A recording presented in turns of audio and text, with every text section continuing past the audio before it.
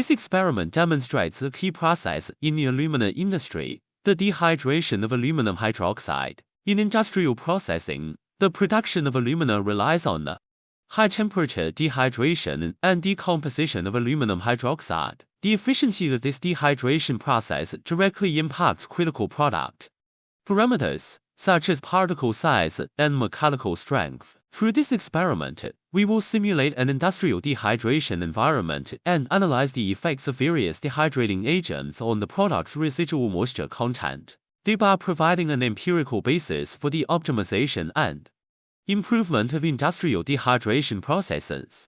The equipment required for this experiment includes an oven, a constant temperature water bath, and a suction filtration unit circulating water vacuum pump, aluminum hydroxide, rubber gloves, stopwatch, microsiring, spatula, filter paper, analytical balance, electronic scale, dewatering agent data recording sheet. Before the experiment begins, turn on the oven in advance and set the temperature to 150 degrees centigrade.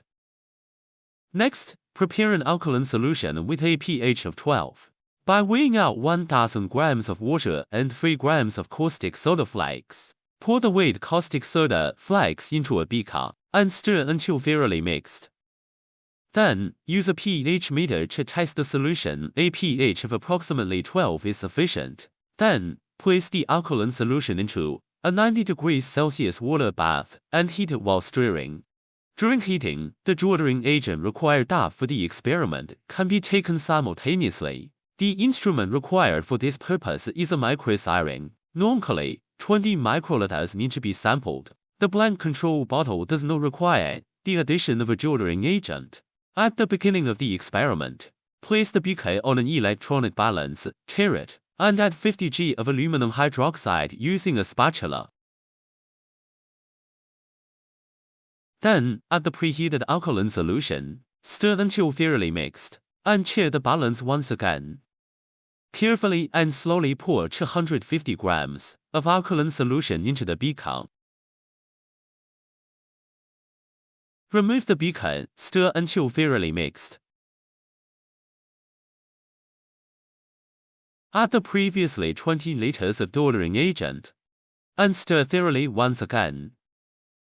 Place the moistened filter paper into a button funnel and press it down to ensure it adheres as closely as possible to the inner wall of the funnel. Initiate suction filtration by opening the valve. Then pour the aluminum hydroxide solution into the funnel, taking care to minimize any residual solution. Observe the liquid level in the funnel. When the liquid level above the filter K has completely disappeared, start the timer in time for 3 minutes. At this point, observe the state of the foam within the suction flask and record it promptly. Once the designated time has elapsed, turn off the switch and carefully remove the funnel. Weigh an empty watch glass. Record the mass and tare.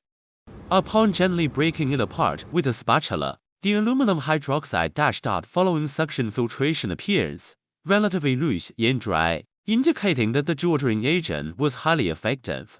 Weigh out 3 to 4 grams of aluminum hydroxide granules and record the mass of the weighed sample. With this, the testing of one sample is complete. Repeat these steps for the other dewatering agents. Using this same method, after all samples have been tested, place them together in an oven and time for 40 minutes.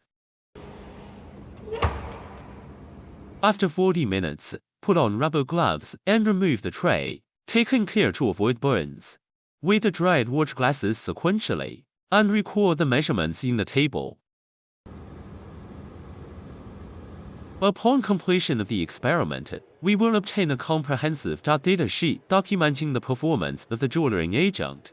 The samples are tested repeatedly to minimize experimental error and are compared against a blank sample. The lower the residual moisture content, the more effective the dewatering agent is deemed to be.